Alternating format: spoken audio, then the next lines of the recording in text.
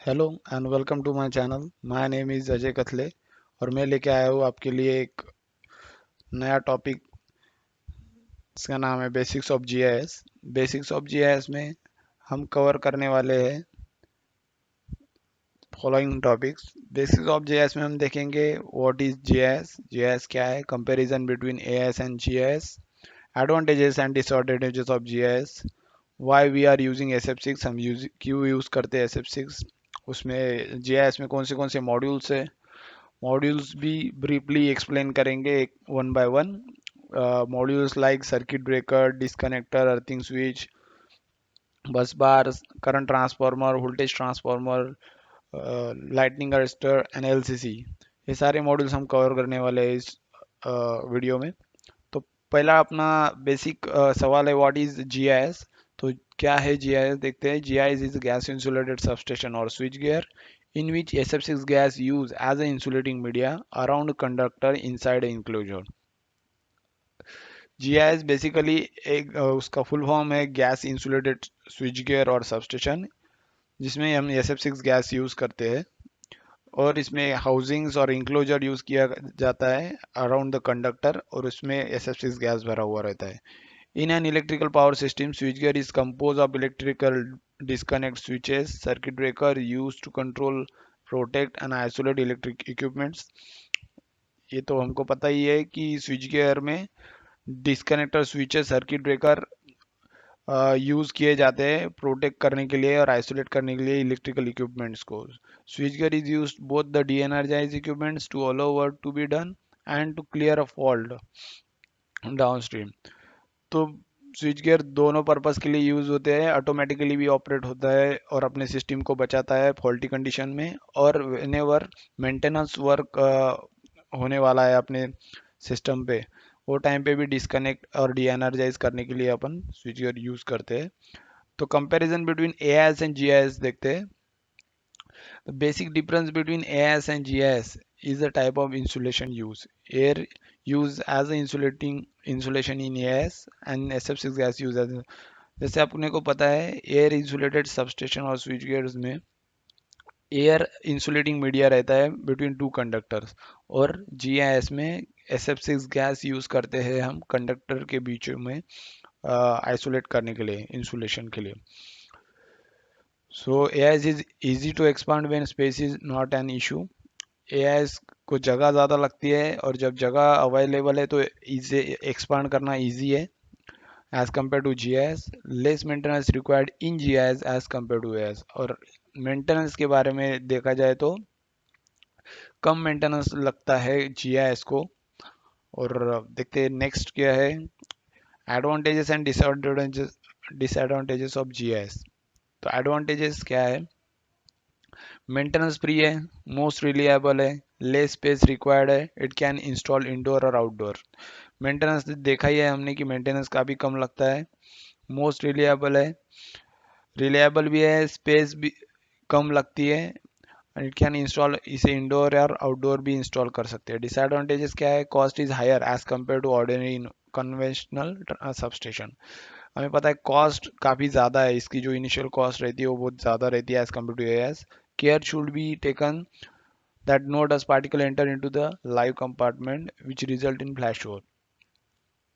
During assembly बहुत ज़्यादा care करनी पड़ती है, कोई भी मेटल पार्टिकल हो या डस्ट पार्टिकल हो या सपोज इनसाइड द इंक्लोजर रहेगा तो फ्लैश ओवर क्रिएट कर सकता है, फॉल्ट क्रिएट कर सकता है।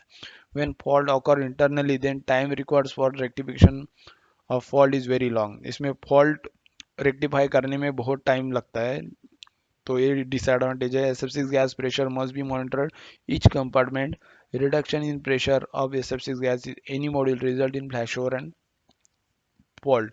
तो SF6 गैस हर कंपार्टमेंट में रहता है इंक्लोजर के, और SF6 गैस का प्रेशर अगर कम हो जाता है तो उसमें फ्लैश ओवर हो सकता है कंपार्टमेंट में और फॉल्ट क्रिएट हो सकता है।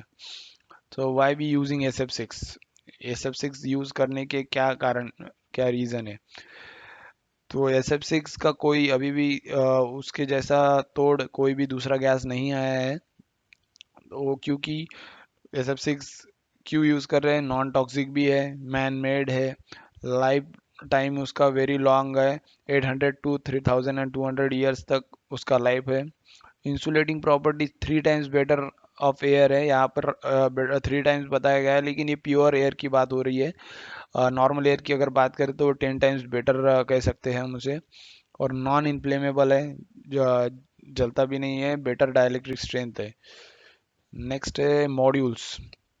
तो कौन से मॉड्यूल्स अपन देखने वाले हैं ब्रीफली यहाँ पे, जस्ट इंट्रोडक्शन पार्ट हम इसमें कवर करने वाले हैं, और इसके लिए इसके बाद में एक और वीडियो बनाने वाला हूँ, उसमें सारे मॉड्यूल्स टोटली एक्सप्लेन करने वाला हूँ, एक एक वीडियो में एक एक मॉड्यूल्स। सो मॉड्यूल्स क्या है देख लेते हैं। Circuit breaker, disconnector, earthing switch, सीटी, वीटी, बस बार, एलए, एलसीसी। सो ये मॉड्यूल्स वन बाय वन देखते हैं। Circuit breaker. Circuit breaker is an protective device which is used to disconnect the circuit automatically in a faulty condition. हमें पता है automatically ये operate करता है फॉल्टी कंडीशन में। Circuit breaker in which the SF6 under pressure gas is used to extinguish the arc is called SF6 circuit breaker, जिसमें are extinguish करने के लिए SF6 यूज किया जाता है, उसे SF6 सर्किट ब्रेकर कहा जाता है। SF6 sulphur hexafluoride gas has extended dielectric arc quenching chemical and other physical properties which have proved its superiority over other arc quenching mediums such as oil और air. सो ये better है oil and air से। SF6 gas का जो insulating media है वो best माना जाता है as compare to oil and air के मुकाबले। Working principle of SF6 circuit breaker क्या है? In the normal operating condition contacts of breaker are close. When the fault occur in the system, the contacts are pulled apart and arc is stuck between them. जब भी normal operating condition में contact breaker के close रहते हैं, लेकिन fault जैसे ही होता है, ब्रेकर को इनपुट जाता है CT through, LA circuit through, और ऑटोमेटिकली कमांड जाती है ओपन के लिए, ट्रिप कमांड, और कॉन्टैक्ट सेपरेशन स्टार्ट होता है, और during contact separation arc stuck हो जाती है बिटवीन टू कंडक्टर्स के बीच में, fix contact and arcing contact के बीच में आर्क क्रिएट हो जाती है। At the same time, pressurized SF6 gas flow through the arcing contact. As we know that arc formation there should be a charged particles between two contact. Due to the pressurized SF6 gas, arc get quenched. तो हमें पता है कि जैसे जैसे separation की process start होती है दो कंडक्टर्स की, उसके बीच में आर्क क्रिएट होता है। उस आर्क के ड्यूरिंग कॉन्टैक्ट सेपरेशन, तो प्रेशराइज SF6 गैस उस पर बम्बार्डिंग की जाती है, उस पर अप्लाई किया जाता है to quench the arc as quick as possible. So इस तरीके से जल्द से जल्द आर्क क्विंच हो जाती है। इसमें एक नोजल पार्ट रहता है, जिसमें शेप उसका ऐसा रहता है कि प्रेशराइजली SF6 गैस उस पर अप्लाई किया जाए, तो इसका कंस्ट्रक्शन ही वैसे रहता है। तो नेक्स्ट देखते हैं डिस्कनेक्टर स्विच क्या है, देख लेते हैं। डिस्कनेक्टर स्विच और आइसोलेटर स्विच, AIS में हम इसे आइसोलेट कहते हैं, और GIS में इसे डिस्कनेक्टर स्विच कहा जाता है। Isolate switch is used to ensure that an electrical circuit is completely de-energized for service or maintenance. Disconnector always work on no load condition when circuit breaker is, or when circuit breaker is in open condition. तो ये बात हमको काफ़ी important है और ध्यान में रखनी चाहिए कि disconnector switch always work on a no load condition, no load पे ही वर्क करता है। अगर ये ऑन लोड पे वर्क करता तो क्या होता है, as good as circuit breaker बन जाता। इसमें ना ही हमने इंटरप्टर यूनिट दिया है, ना ही प्रेशराइज SF6 गैस है। डिस्कनेक्टर में जो प्रेशराइज गैस है अराउंड द कंडक्टर, वो as compare to circuit breaker कम होता है उसमें।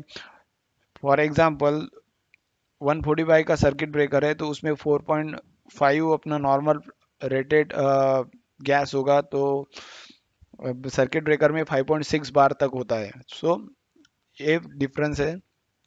आगे देखते हैं earthing switch. Earthing switch is used to protect the person who performs the maintenance work on small component connected online. As we know that current always flow low resistance path and earth having lowest resistance nearly equal to zero. Hence, when your fault occur, any person touch the body equipment that maximum current flow through the earthing terminal. The phenomenon of earthing switch same है जो अपन अपने home appliances apparatus में भी equipments में जो earthing provide करते हैं उसी तरीके से ये अर्थिंग स्विच भी वर्क करता है। अर्थिंग स्विच का काम है कि जहां मेंटेनेंस करने जा रहे हैं, जिस कंडक्टर को हम टच करने जा रहे हैं, कि उतना पाथ भी पूरी तरीके से ग्राउंड होना चाहिए। हमें पता है कि even after the separation of conductor there there is something a charge. वो चार्ज भी हमें बहुत हार्म पहुंचा सकता है। वो हम उस चार्ज को ग्राउंड करने के लिए अर्थिंग स्विच अपना वर्क उसका यही फंक्शन है, उस चार्ज को ग्राउंड करने का। तो अभी जीआईएस में कितने प्रकार के अर्थिंग स्विच है? अभी depending on the isolation, insulated earthing switch, non insulated earthing switch, और depending on the drive mechanism, high speed earthing switch and working progress earthing switch. तो इंसुलेटेड एंड नॉन इंसुलेटेड देख लेते हैं। Insulated earthing switch में बस इतना ही difference है कि इसमें से अपन कॉन्टैक्ट को सेपरेट कर सकते हैं बॉडी से, और डायरेक्टली हमें अगर करंट इंजेक्ट करना है कॉन्टैक्ट्स में, मेन कॉन्टैक्ट्स में, तो यहाँ पे एक कॉन्टैक्ट रेजिस्टेंस मेजरमेंट करके एक टेस्ट रहता है। उस टेस्ट को परफॉर्म करने के लिए इंसुलेटेड अर्थिंग स्विच होना ज़रूरी होता है। उस इंसुलेटेड अर्थिंग स्विच आपके पास है तो आप वहाँ से करंट इंजेक्ट कर सकते हैं अर्थिंग कॉन्टैक्ट से। Similarly non insulated earthing switch directly connect होता है बॉडी से, और बॉडी अपनी डायरेक्टली कनेक्ट होती है copper strip through ground. So this is basic difference. और हाई स्पीड अर्थिंग स्विच और वर्किंग प्रोग्रेस अर्थिंग स्विच देखते हैं। हाई स्पीड अर्थिंग स्विच, इसमें ड्राइव स्प्रिंग मैकेनिज्म यूज किया जाता है, इसलिए इसका वर्किंग टाइम क्विक वर्क होता है।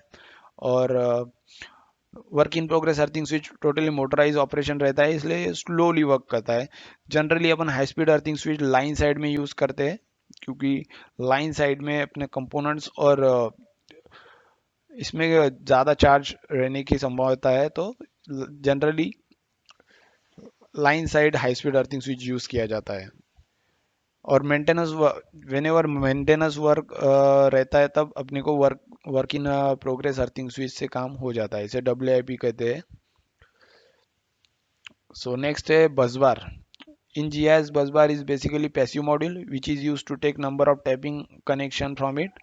Busbar basically connected incoming और outgoing high voltage side. busbar जैसे हमने स्टडी भी किया है अपने टेक्स्ट बुक में, बसबार का काम बस इतना ही है कि नंबर ऑफ इनपुट्स और लेना और नंबर ऑफ आउटपुट देना। जैसे नंबर ऑफ टैपिंग हम निकालते हैं किसी बसबार से, सेम वर्क यहाँ पे भी है जीआईएस में। सो नेक्स्ट मॉड्यूल देखते हैं, करंट ट्रांसफॉर्मर और voltage transformer.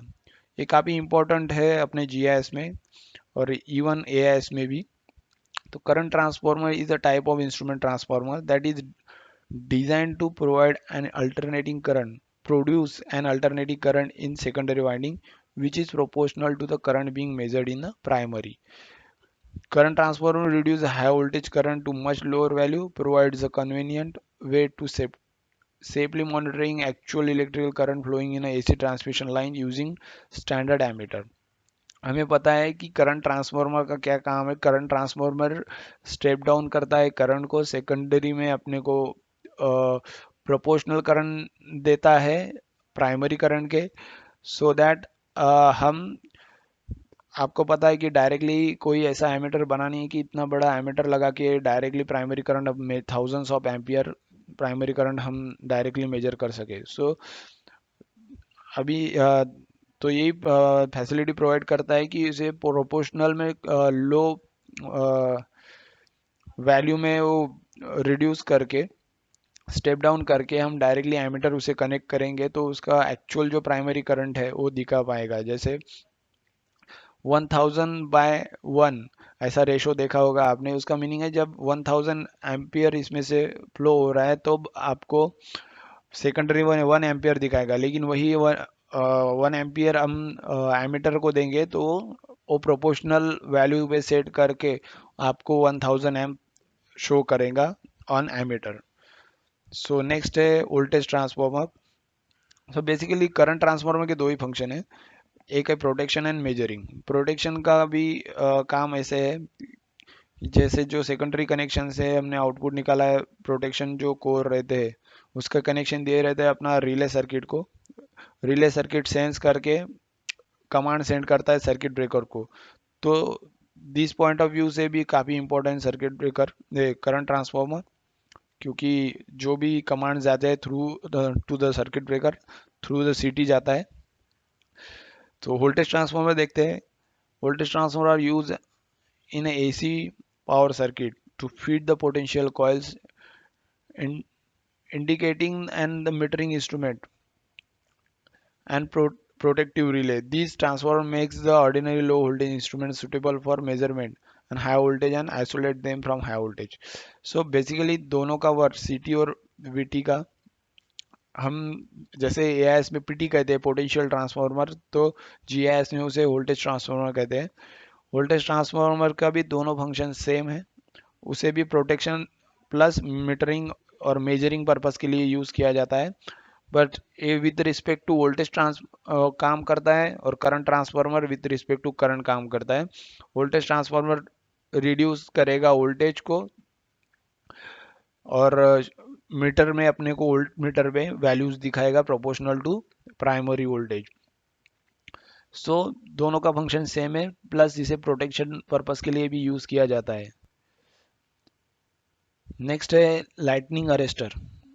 The lightning arrestor is used to protect power system from high voltage surge. The function of the surge arrestor is allowed to discharge and any dangerous over voltage before it can do damage, and then to restore the line to the normal operating after the discharge. Lightning arrester का क्या काम है? Lightning arrester जब भी rainy season में या bad वेदर्स में जब लाइटनिंग होती है, तो अगर वो लाइटनिंग अपने सिस्टम पे गिर गई तो अपने सिस्टम के जो कंपोनेंट्स है उसको हार्म पहुंचा सकती है। तो इसी से प्रोटेक्ट करने के लिए अपन लाइटनिंग अरेस्टर यूज़ करते हैं। जो lightning arrester grounding path provide करता है लाइटनिंग को। और याद रखिए कि लाइटनिंग अरेस्टर अपना सबस्टेशन में सबसे पहले लगाया जाता है, सो दैट बाकी कंपोनेंट्स को कोई हार्म ना पहुंचे, और डायरेक्टली वो लाइटनिंग अरेस्टर लाइटनिंग को ग्राउंड कर दे। सिमिलरली हाई वोल्टेज सर्ज जब जनरेट होते हैं, तो पर्टिकुलर वैल्यू के ऊपर के जो सर्ज होते हैं वो सेंस करके ग्राउंडिंग प्रोवाइड करता है। बेसिकली ग्राउंडिंग पर्पस के लिए है लाइटनिंग अरेस्टर भी। सो LCC ये भी काफ़ी इम्पोर्टेंट पार्ट है अपने GIS का। LCC का फुल फॉर्म है लोकल कंट्रोल क्यूबिकल, और कैबिनेट भी कहते हैं कोई लोग। So local control cubicle basically perform operation in two way, एक है मैन्युअली और दूसरा रिमोटली। दो प्रकार के ऑपरेशन एक परफॉर्म कर सकते हैं या इस पे। जब हमने इसमें एक की रहता है जिसमें मैन्युअली पे ये सेट कर दिया, तो आप वहाँ पे फिजिकली रह के कमांड्स दे सकते हैं स्विचेस को ओपन क्लोज। जैसे ब्रेकर को मैंने क्लोज की कमांड दी, तो ब्रेकर में क्लोज कर पाऊंगा वहाँ से फिजिकली पुश करके बटन्स। सिमिलरली जैसे रिमोट, अगर मैंने रिमोट मोड में हमारा LCC रखा है, तो इसका सारा कमांड्स एक्सटेंड हो जाएगा कहाँ पे? अपना CRP पैनल पे, कंट्रोल रिले पैनल में, वहाँ से एक्सेस हो पाएगा पूरा चीज़। इसमें अर्थिंग स्विच एक्सेस नहीं हो पाते हैं, लेकिन बाकी के स्विचेस जो है ब्रेकर या डिस्कनेक्टर्स वहाँ से अपन ऑपरेट कर सकते हैं। सो नेक्स्ट और all the outputs from the drive is given to the as a input to the LCC। जी हाँ, मतलब ऑल जो भी ड्राइव्स है अपने अर्थिंग स्विच, डिस्कनेक्टर्स या सर्किट ब्रेकर, सब ड्राइव्स के जो आउटपुट रहते हैं वो एज ए इनपुट दिया जाता है LCC को। और DM status showing on LCC, सारे डेंसिटी मॉनिटर जो रहते हैं, डेंसिटी मॉनिटर के जो भी स्टेटस रहते हैं वो सारे LCC पे शो करते हैं, स्टेटस आते हैं इसमें। और ammeter and volt meter also connect रहते हैं यहाँ पे। एमीटर और वोल्ट मीटर भी कनेक्ट रहते हैं, वहाँ पे डायरेक्टली आपको करंट एंड वोल्टेज मेजर करके एमीटर और वोल्ट मीटर दिखाएंगे। वो ही एलसीसी पे कनेक्ट रहता है। It is also shows the fault status on fault annunciator. Fault annunciator एक विंडो रहता है, उसमें अलग अलग प्रकार के फॉल्ट्स शो करता है। जो भी इंजीनियर वहाँ पे रहेगा तो उसे पता चल जाएगा किस प्रकार का फॉल्ट हुआ है। छोटे छोटे फॉल्ट, जैसे सपोज कोई एक आधा एमसीबी ट्रिप हो गया है तो वहाँ पे इंडिकेशन देगा ये एमसीबी ट्रिप हो गया है। या जैसे किसी कंपार्टमेंट का गैस कम हो गया है तो उस पर्टिकुलर कंपार्टमेंट का गैस कम का इंडिकेशन पॉपअप होगा वहाँ पे, लाइटिंग इंडिकेट करेगा। So this is all about GIS. Thank you so much. जो लोग हम हमारे चैनल पे नए हैं उन्होंने लाइक कीजिए, सब्सक्राइब कीजिए और अपना शेयर कीजिए अपने दोस्तों से। और इसी तरीके के वीडियोस मैं और बनाने वाला हूँ। तो तब तक के लिए thank you and good bye.